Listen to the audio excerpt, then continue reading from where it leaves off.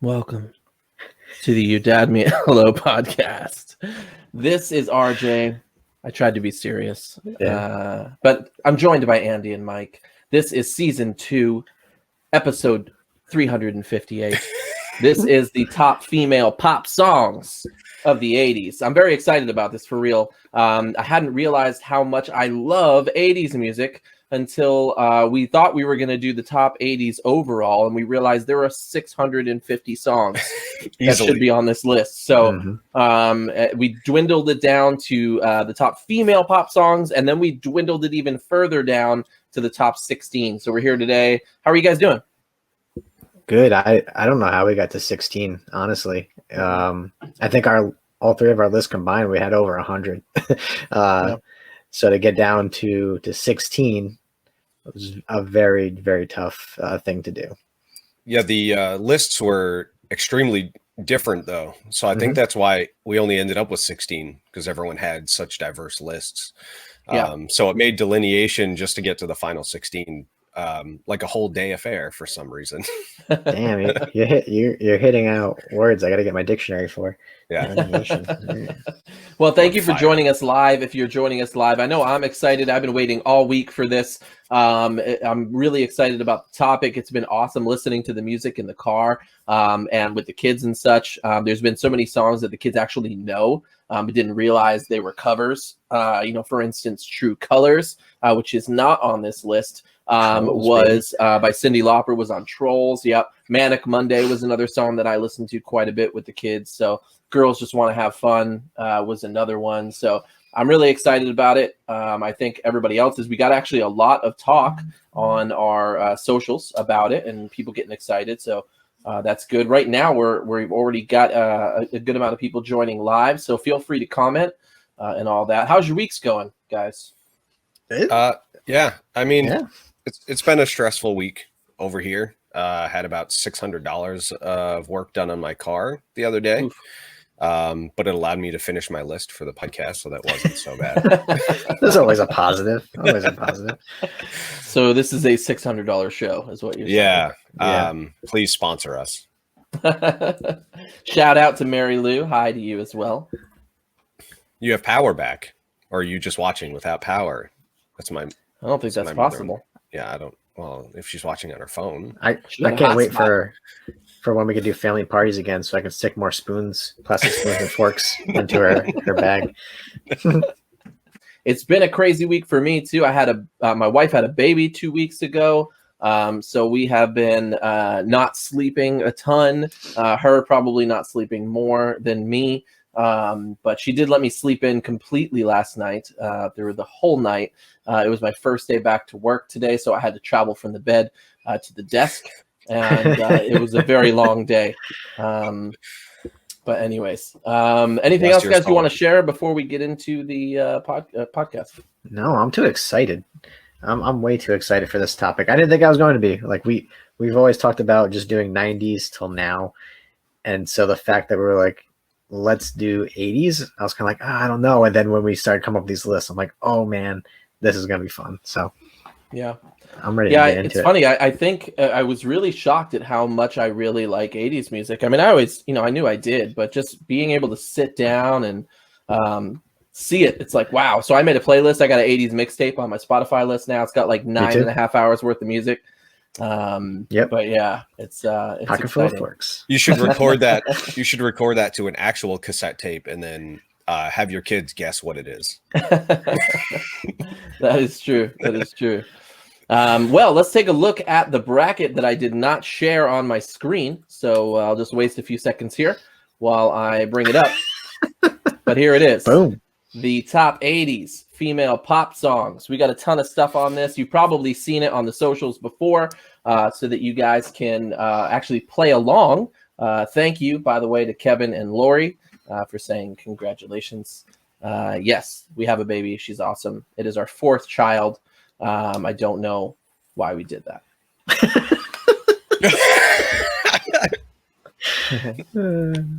Anyways, yeah, let's do it.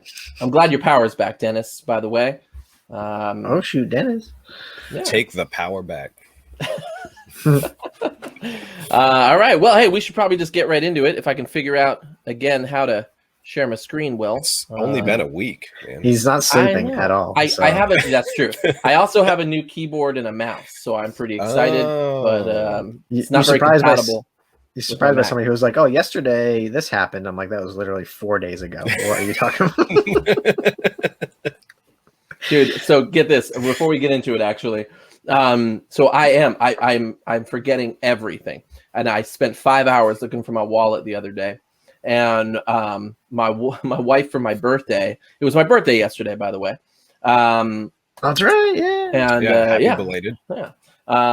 And my wife got me for a present these like stickers that you put on your wallet and on your phone and on your keys that ring when you lose them. So I now have that. So I feel a bit old, but I definitely need them. So I'm not gonna. Well, I shipped out some orthopedic shoes and a cane to you too. So.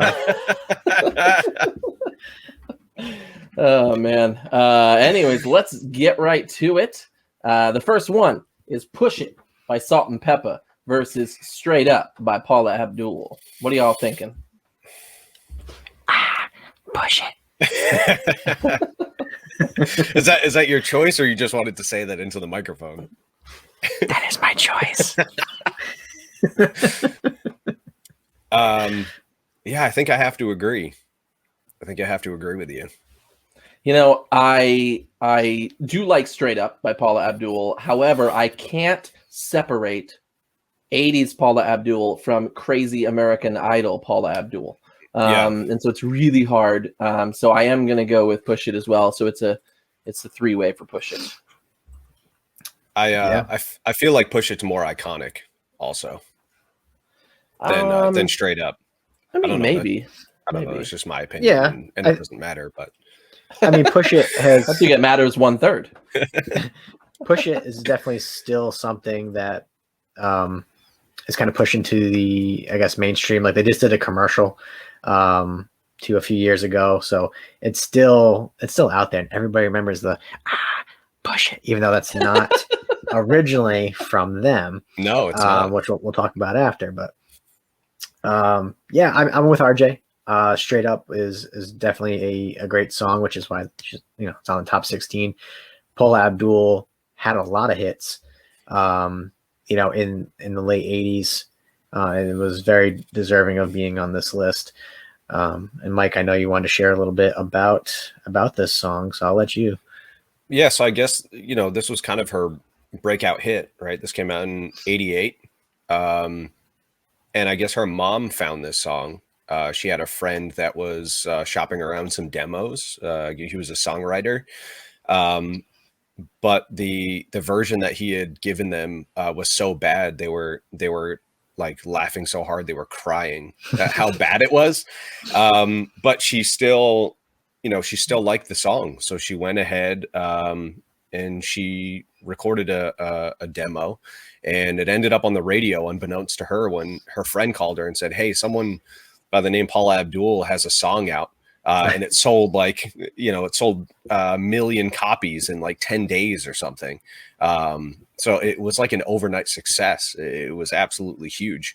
And her demo was recorded in a bathroom. And if you do some research on it, apparently, if you can get a hold of the masters, you can hear someone in the background in the apartment next door yelling "Shut up" while she's recording the song. That's awesome. All right. I definitely want to hear that. That's hilarious. Yeah, it's got to be on the internet somewhere. Yeah, everything's on the internet. Yeah, but this huge smash hit for her. Like she like swept the '89 MTV Music Awards. Best female video, best editing, best choreography, and best dance video. So she had it all there. Dancing was something that she was very well known for and still is. So nice. All right. Well, "Push It" by Salt and Pepper is moving on. And next up we have it's actually a battle of the hearts. "What About Love" by Heart and "Alone" by Heart. And, This is and not just planned, by the way. Yeah, just so everyone knows, we don't manually make these brackets. These are randomly generated. So we didn't know these two songs were going to be up against each other in the bracket. So this makes things interesting. Oh, what do you guys think today? For me, it's What About Love? All right. Not the song I'm asking. Andy, we're related. I was gonna say Alone, just like my wife did. I don't know. Yeah, they are kind of similar ballady songs. I agree with the way. I think Alone has a stronger chorus. Yeah, I think I am actually going to go with Alone as well. What About Love's good. It's, I know I like that part, the What About Love? But Alone does it for me a little bit more. It looks like a lot of people are agreeing with this as well. Alone seems to be the winner here. Sorry, Lori. Yeah. And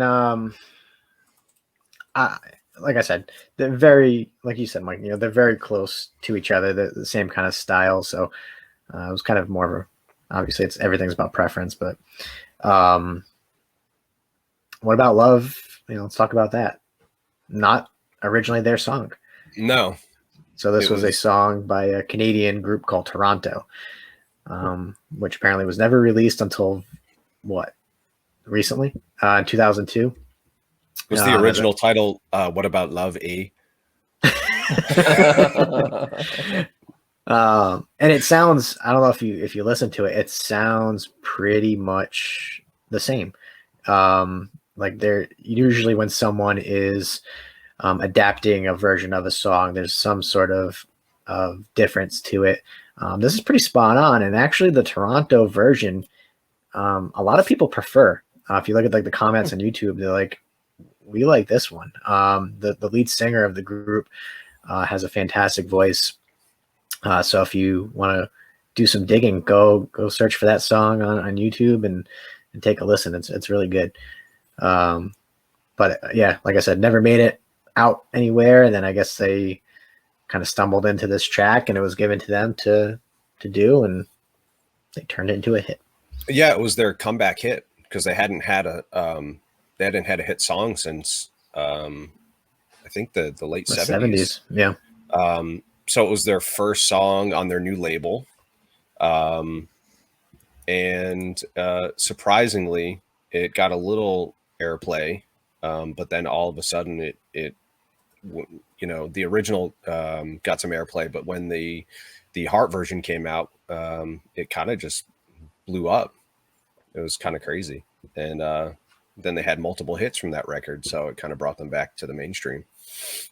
Kevin, I just want to let you know, how do I get you alone?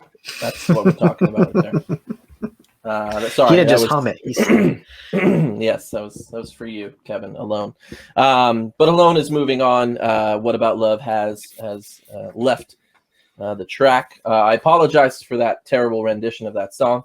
Yeah. We have a new track dropping tomorrow, and it's better than the rendition I just did now. Blame it on the 7 donuts that you ate before. Yeah. Mini donuts. Let's not get it carried away. And Wilson will also be there in about 10 minutes to collect our royalties and probably punch you.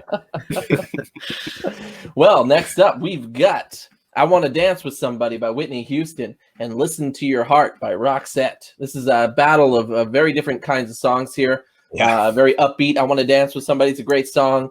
Listen to Your Heart. Such a good ballad. Yeah. I mean, what do you guys think, Mike? I was going to say I'm not necessarily a huge fan of either of these songs, so really? I might sit out this choice to see what you guys say. Okay. Well, I mean, I feel like Listen to Your Heart for me is just a little bit more my style. I like the song a lot. For people, Roxette, I don't listen to them otherwise. They were a Swedish music duo. But I'm not into them, but Listen to Your Heart was really big. And I think they even came out with a bunch of versions of it. later. But Listen to Your Heart's my choice. Yeah, I'm going to agree with you, even though Whitney Houston is an icon. There's just something different about Listen to Your Heart that you get it right here. Where's your heart? Is it on this side? Oh, the chat is not agreeing with us. No, it does seem as though I Want to Dance with Somebody is... Oh, we let you guys down already. Yeah. Well, our viewership will drop to 0 in about 30 seconds. There's literally too many comments for me to continue to put up. Well, they're all the same. So if you just want to read their names, well, Timothy agrees. Listen to Your Heart. Thank you. I feel torn now. I feel like I need to change my vote. No, we're sticking with it. We got to stick. That's not how this works, man. You're right, but I also believe in peer pressure. I know you definitely do. So what does that mean? So I Want to Dance with Somebody. Let's talk about it. Yeah. So it's a huge song, but when it first came out, nobody liked it. Critics panned it. One critic had even said, I'm sorry, not a critic, a producer of a previous Whitney Houston song said it sounded like a country and western song. Really? Yeah. It sounded too country and western, which I don't understand where that frame of reference even comes from. Yeah. But they also said it sounded too similar to her previous hit, How Will I Know, which was kind of the main criticism. How will I know? Listen, that was the style.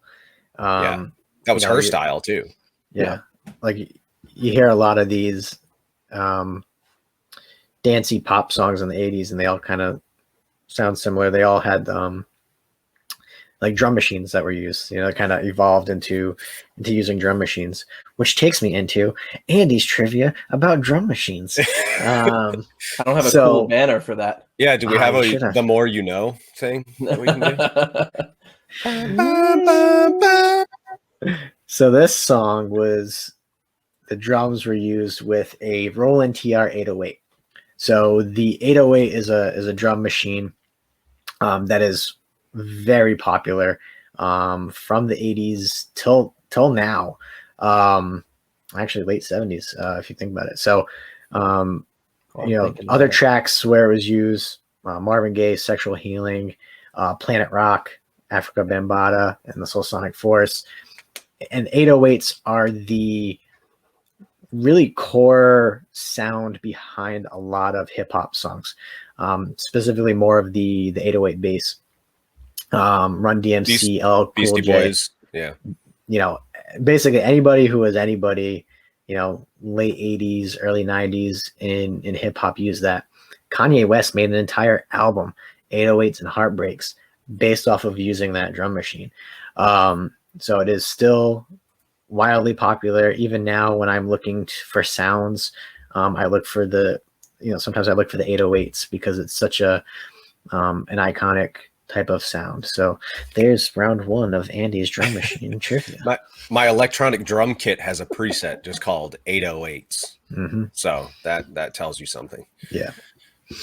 Nice. All right. Well, hey, moving on. We've got Total Eclipse of the Heart by Bonnie Tyler versus Like a Virgin by Madonna. I feel like this one's going to get interesting because I was already talking to Tina about what my choice was going to be, and she was like, no. It's no brainer for me. First off, I'm gonna start with I love Madonna. I think Madonna, we could probably do a top 16 Madonna songs. And number 1 would be This Used to Be My Playground because it's an amazing song. But anyways, I digress. Total Eclipse of the Heart by Bonnie Tyler. It's such a powerful song. She has another song that I really, really like called I Need a Hero, which is really, really good. One of my favorite bands in the entire world, Emery, redid it, and it's amazing. If you ever want to hear screaming I Need a Hero, it's great. But going back to Total Eclipse of the Heart, it's a great song. I really, really like it.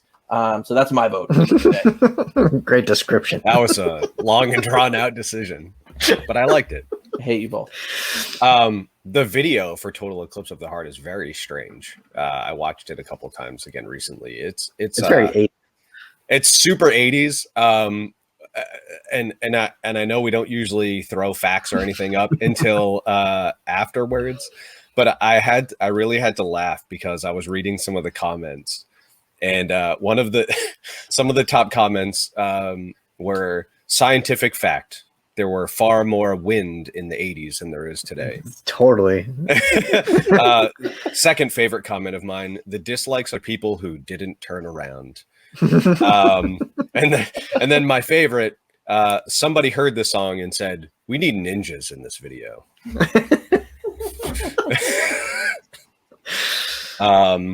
But yeah, I'll agree with you. Total Eclipse of the Heart is a much more powerful song. Oh man, I would have went with Like a Virgin, but it's okay. I'm not mad at anybody. Is that song just close to home for you? I don't. I'm gonna find my notes on this. I'm really happy to see so many Emery fans, by the way, in this chat. We are doing well in our choice of fans. It's 2 people that understood Emery. If you haven't, look up Emery, Holding Out for a Hero. Amazing cover. Yeah, and then please tag Emery, send them our podcast, and maybe they'll sponsor us. Oh my word. They could be on the show. We'll let them win the top 80s female pop vocalist if they come on the show. Yeah. Yep. Absolutely. Mm-hmm. So let's talk about Like a Virgin by Madonna. Let's. It was written by Tom Kelly and Billy Steinberg, and they were basically hit makers. They did True Colors, Eternal Flame, even I Touch Myself. So wide range of songs. Alone from Heart was actually the original version of Alone was from their band I-10. Yes. Yeah. Well, way to take a fact away. Oh, sorry. It sounded like you were done naming songs. No, I was going to talk about that with Alone because their names are probably going to come up a few times. So the title kind of can draw people away because, you know, what they think it's about when really it's not about that. It's kind of starting over new. But she ran with it. I think everybody remembers her performance with the MTV Music Awards, and it was a very racy type of performance that left some critics in a bad way, but it was a very pivotal moment, especially for her and her career, and for the Music Awards too. I mean, I think everybody kind of flocked to see that. Yeah, it kind of cemented her as like a pop culture icon. Like that was the thing that really thrust her, like it kind of made her as big as she is now, you know? Yeah. I mean, this song gets a lot of accolades too. So Rolling Stone, MTV put this fourth, both respectively, on their list of 100 greatest pop songs. Voted number 10 of VH1's 100 best songs of the past 25 years. So it's, you know, deserving to be in the top 16. I would have liked to see it move on a little bit more, just because of, I guess, its history and iconic status. But yeah. All right. Well, next up, we have one that's near and dear to my heart. I love both of these songs, and it's going to be tough for me. We have Pump Up the Jam by Technotronic versus Time After Time by Cindy Lauper. And I know what you're thinking. You're thinking, how in the world can Technotronic really stand against Cindy Lauper? And I agree. However, Pump Up the Jam, I was a 10-year-old maybe, and I visited my aunt's house and my 2 cousins, Lisa and Stacy. They had a cassette that had Technotronic on it, followed by Kokomo by the Beach Boys. I don't understand the compilation there, but it also had Seasons Change by Expose. Amazing song. But anyways, Pump Up the Jam by Technotronic was on there. I listened to it all the time. I might have even stolen that cassette at some point, so I apologize. And then karaoke. You can copy cassettes, RJ. I know. Nice. And then karaoke, I had a friend named Matt Foley who passed away last year. A great friend of mine used to sing this song horrendously at karaoke all the time. It was great. And he used to say Matt Foley instead of it's like pump up. He's like Matt Foley. Matt Foley. It was amazing. Awesome. So I'm gonna do it. I'm voting for Pump Up the Jam over Cindy Lauper. I apologize. Mike, I want to hear your thoughts Oh God, I knew you were gonna say that. because I'm I kind knew of you were torn too. The audience is torn too, guys, by the way. I mean, if we're gonna talk cultural significance, I guess it would be Time After Time. I don't hear many covers of Pump Up the Jam.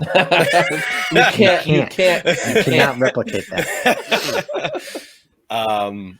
I do like both songs, and I actually I had Pump Up the Jam on my list, and I don't know. I think one of you guys added it to your list after I had put it on my list. Yeah, I forgot about it. Yeah. But I think I still have to go with Time After Time. Just the I don't know. I know it's a very somber song, but it hits you right in the feels. Now, Cyndi Lauper's voice is that raspiness is so amazing and powerful. So Time After Time, True Colors, that raspy voice, I love it. Yeah, she's great. Oh man, it's on you, Andy. I love Pump Up the Jam, but I just feel like if this was maybe a different topic, it could move on. And what greatest songs of all time? What do you? Oh man, the number one Pump Up the Jam of the 80s. What song pumps up the jam the most?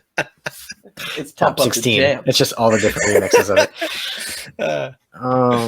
There were many, actually. I feel like there's more substance to Time After Time. That's correct. I agree. So I'm gonna go with Time After Time. Okay. All right. Thank you. I appreciate it. Listen, probably a lot of people will think that we're crazy to put Pump Up the Jam in the top 16, but it was a huge song. Huge song. It still is like, y'all. Everybody knows it. Everybody knows the Pump Up the Jam when that, when the beat is pumping. So it was the first house song to be a hit in the US. Like house music wasn't a thing over here. It's the only techno song that I actually like. Most of that other like techno beat electronic music, minus Andy and I's. I don't like a lot of that. You don't like Sandstorm? No. There's a lot of silence here on the podcast. It's funny. Actually, there was a cover of "Pump Up the Jam" the same year that the song was released, and it was covered by the Real McCoy and MC Sar. The Real McCoy, okay, they're good too. What's the Real McCoy's song that was really popular? I can hear it, but I don't remember the name of the song. Anybody who's watching understand what I'm saying? The Real McCoy. Google it. Unless I'm thinking of the song titled "The Real McCoy." Maybe. I might be thinking that. It was called Another Night. Another night, another dream. There you go. A fun fact for me was Ya Kid K from Technotronic lent her voice to High Tech 3, who had one song called Spin That Wheel, and it was on the soundtrack for the Teenage Mutant Ninja Turtles live action movie. Nice. Nice. That's all I got. That's the only fact I had for that song, actually.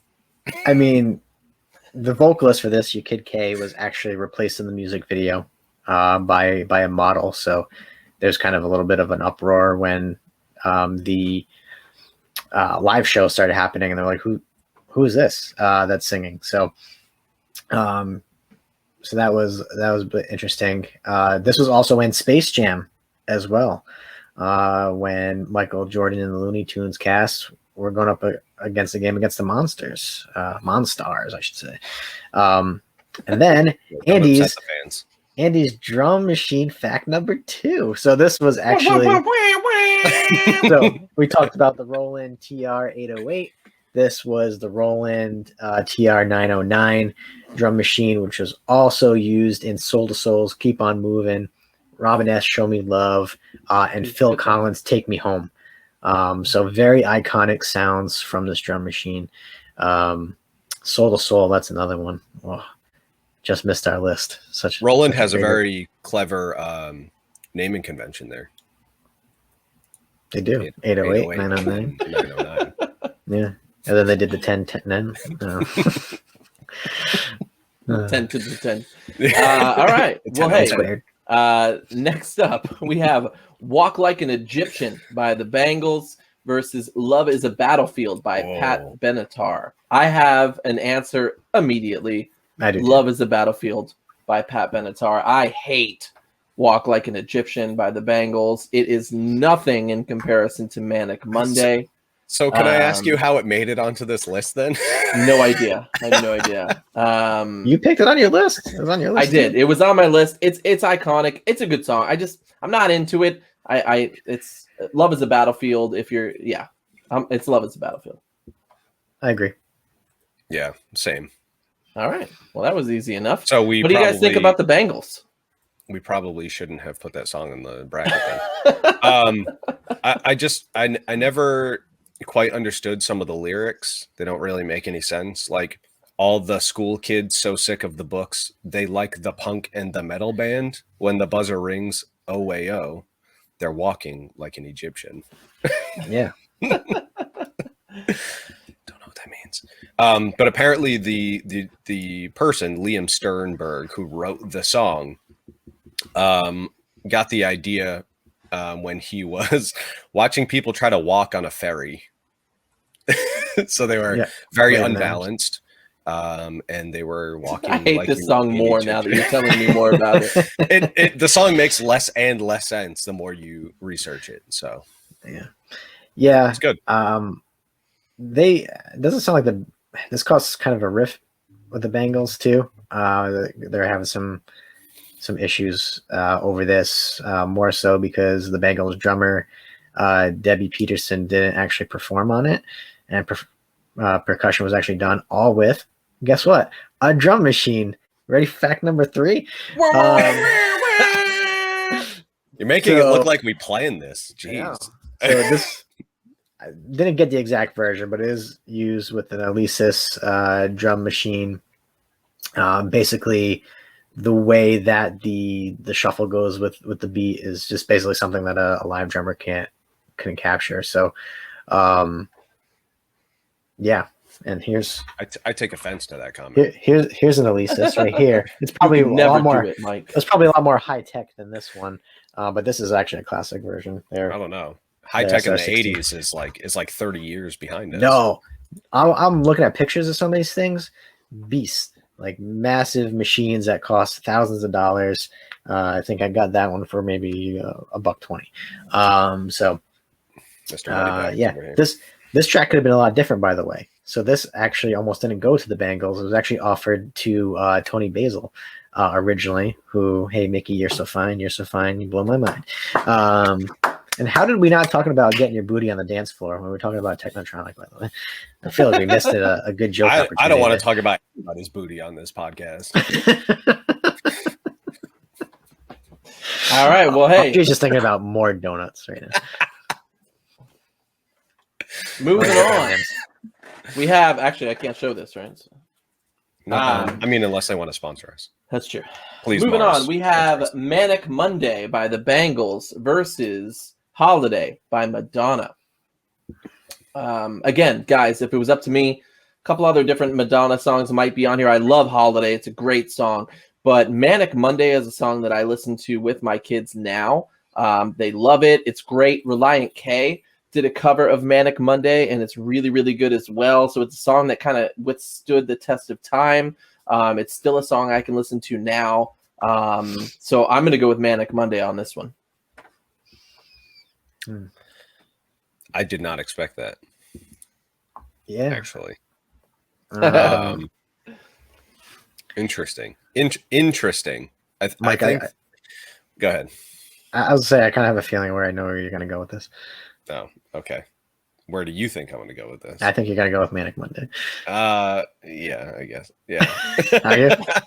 Yeah. All right. I would have been again the odd man out. I would have gone with Holiday. More so probably because I heard it in Trolls Holiday like about 1 billion times with my daughter watching it. And now it's just ingrained in my brain. Well, Courtney agrees with you. She likes Holiday as well. Yeah. And it could just be me. I didn't spend a lot of time listening to Madonna growing up. It was never really like my house was usually like rock and roll and metal and stuff like that. So Madonna wasn't really a thing. I wasn't super familiar with their music. Actually, you guys kind of like chastised me in the group chat when I had no Madonna songs on my list, like at all. I did go back and listen to the ones that you guys had put on the list, and did end up adding a couple to my list because I do remember them, and they are iconic. And even though this was kind of the song that gave Madonna her breakout, this was like her first hit song. I don't know. I don't have any connection to it. Like I don't have any feelings about the song one way or the other when I listen to it. And the music video makes me laugh because those backup dancers are like completely uninterested. Yeah, I'm with RJ as far as I feel like there's better Madonna songs. I think Like a Prayer is probably one of my favorite ones. But we went with ones that all three of us agreed on. So yeah, I don't know. What is there to say about Holiday except, oh, we got another drum machine fact. Somebody got a soundboard. So they went with the Oberheim. See, I don't even know how to pronounce that. The DMX drum machine. Now we're talking about like how much do these things cost? In 1980, this came out with a whopping $2,895. So this one was massively expensive. Yeah, that's a lot in the 80s. Yes. So this drum machine really popularized. Ooh, say that one fast.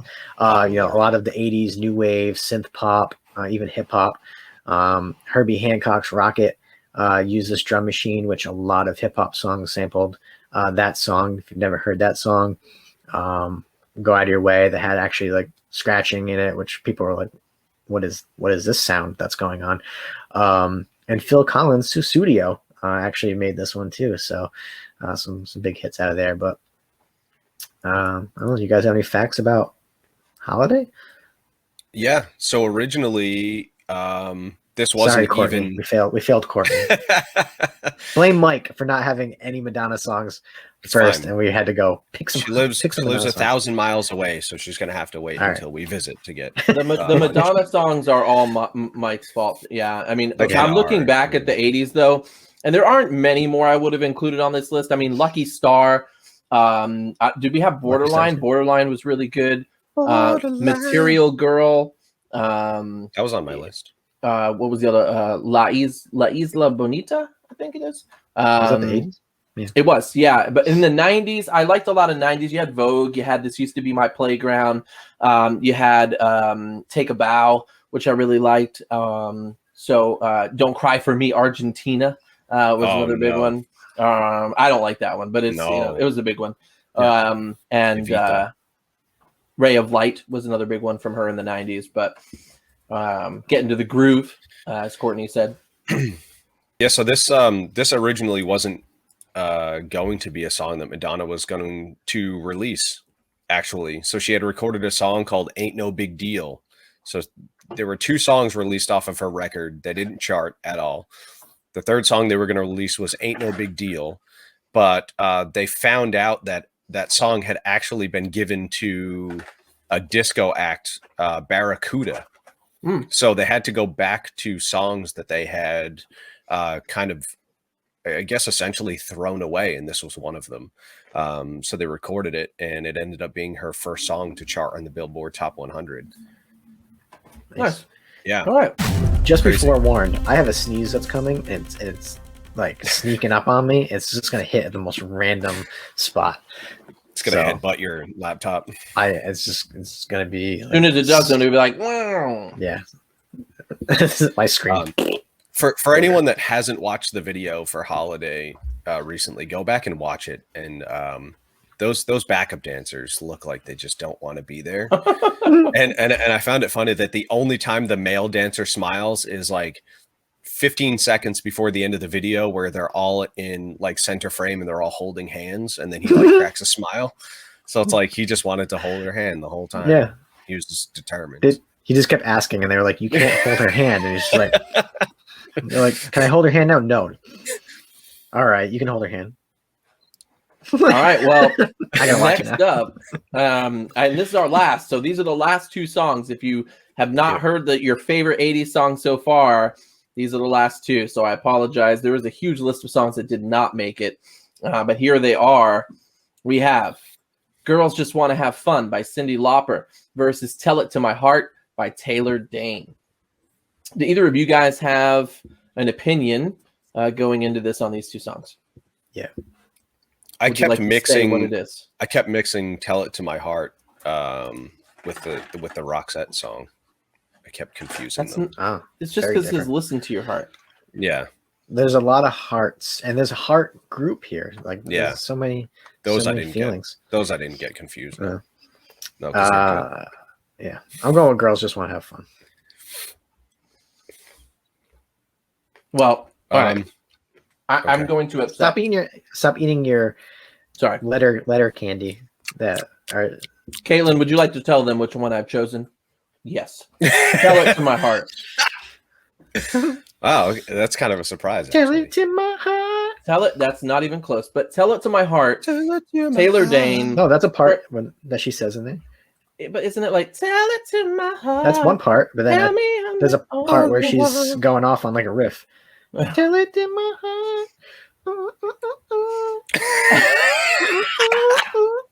I'm not a singer. You are not.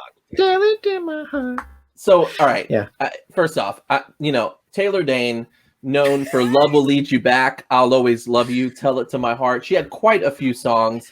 Now, granted, Cyndi Lauper is epic. Cyndi Lauper, WrestleMania, Cyndi Lauper.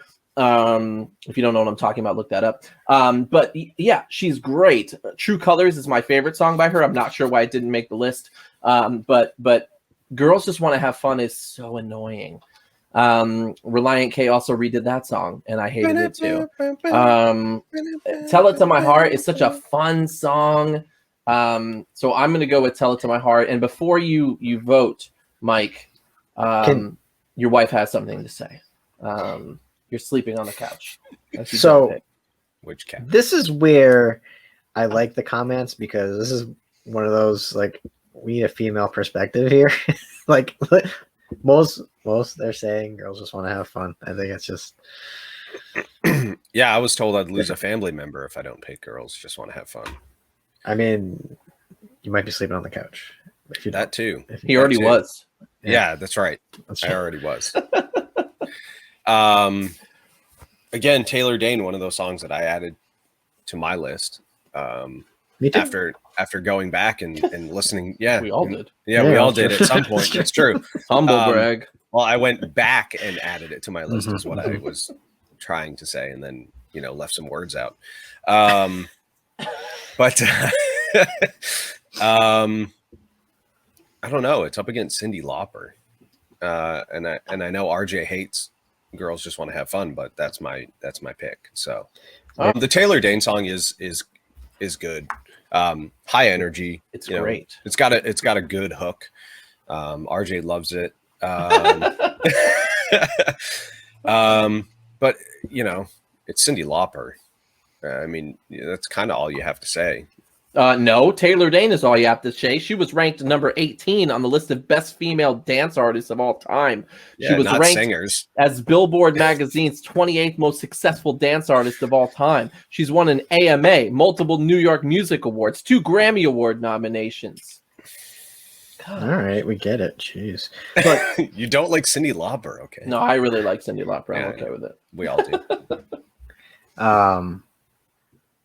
Yeah, "Tell It to My Heart." I mean, I love that song. I'm glad that we put it into our top 16, because not glad enough to pick it. Yeah. Hey, look. Hey man, you made it. Okay, you made it. Yeah, it is such a great, such a great dance song. I wish it got more airplay now, honestly. I love that style. Like, there's a lot of songs that kind of sound similar to it. I know like Karen White and others kind of did songs kind of that same style. She wasn't even Taylor Dane when she recorded this, which is, she was under her real name, basically doing a bunch of dance signals in the club market. And then she started putting out songs under the name Leslie, because her first name is Leslie. Get it? Leslie. Yeah. Mm-hmm. All right. Yeah. You got it. Marketing. Yeah. And then, she was getting this record on the radio. So how do you get a song on the radio? Well, sometimes the record company's got to kind of give a little incentive, which is why like a lot of people are like, why is this horrible song on the radio? Probably because they're paid to put it on the radio. But not Taylor Dane. No, they sent out little candy hearts along with the record to play. So, yeah, what are you gonna say, Mike? Well, first I was going to say, it sounds a little bit more mature than a lot of the songs that were in the same genre at the time, which was kind of refreshing, to listen to. It didn't have like a bubblegum pop, kind of sound to it that a lot of the songs at the time had. But I think it's funny that this song sat on the shelf for like 5 years before it was released. It was written by Seth Swirsky, who, for anyone that didn't know, also wrote the jingle for Thomas Bagels when he was 20 years old. But he wrote this song after he graduated college. And when the song got to Taylor Dane, somehow, I couldn't find where it came from. She wanted some of the demos and wanted to record her own version. And it was also recorded in the same year by Louisa Florio, who was a Canadian artist. So we're taking all this stuff from Canadians, apparently. Yeah, we're like Canadians apparently have great music, and America doesn't. The song also ended up on Nonstop Pop FM for Grand Theft Auto 5 for all you gamers out there. Nice. Well, hey, we are in the top 8 here as it is. Thank you for sticking with us. It does seem as though the audience we started with is still with us, so I appreciate it. This is probably our highest number of people on a live episode, so we appreciate it. A lot of comments from you guys, so keep it up in the top 8 here. Fight for what you want. You can change our minds sometimes as we're reading your comments, so we appreciate it. Before we get into the top 8, tomorrow is Friday. We are releasing our finale to the top 2000s comedies, if I'm correct, right? Is that what's releasing tomorrow? Yeah, so. Why not? I thought you were segueing into a Rebecca Black video. No. Tomorrow is Friday, and it's very close to. One more minute till the end of the night, but how could we end when it feels so right?